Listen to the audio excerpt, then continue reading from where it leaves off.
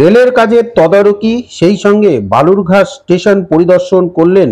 শুক্রবার দুপুরে তিনি সশরীরে বালুরঘাট রেল স্টেশনে হাজির হয়েছিলেন। সেই প্রকল্পগুলির কাজ কতদূর এগিয়েছে পরিদর্শন শেষে তা নিয়ে তিনি এদিন রেল আধিকারিকদের সাথে কথাও বলেন। পাশাপাশি কাজের আরো গতি বাড়ানোর নির্দেশও তিনি দিয়েছেন। পরিদর্শন শেষে এলাকার সাংসদ তথা কেন্দ্রীয় মন্ত্রী ডক্টর সুকান্ত মজুমদার জানিয়েছেন যে পিট লাইন ও সিক লাইনের কাজ শেষ হলেই বালুরঘাট থেকে দক্ষিণ ভারতে যাতায়াতে ট্রেন চালু করতে রেলমন্ত্রীর সাথে তিনি কথা বলবেন।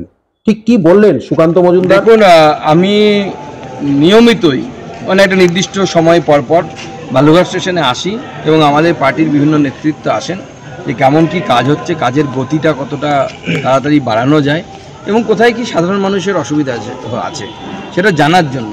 কারণ স্টেশনে এলে পরে অনেক কিছু চোখে পড়ে। স্বাভাবিকভাবে এর আগেও আমি প্রায় 3 মাস বা 4 মাস আগে এসেছিলাম, তখন যা কাজ দেখেছিলাম তার থেকে অনেকটা বেশি কাজ হয়েছে, আপনারাও দেখতে পাচ্ছেন। আমরা কোনোদিন ভাবিনি, যখন আমি আমার জার্নি শুরু করেছিলাম সাংসদ হিসেবে, বালুরঘাট স্টেশনে এত বড় স্ট্রাকচার হবে আমরা কোনো স্বপ্নেও ভাবতে পারতাম না।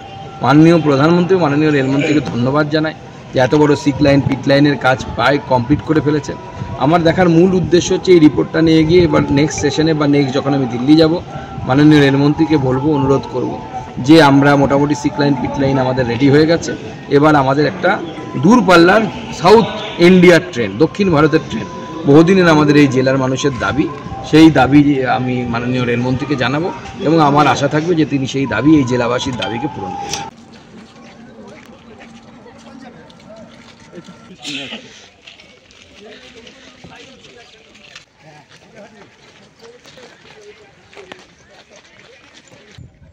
মাদারগঞ্জের সভাটা কটায় আছে,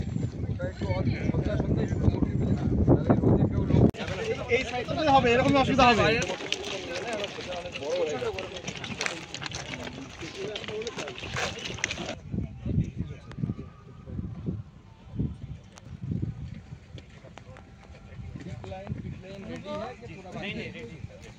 रेडी है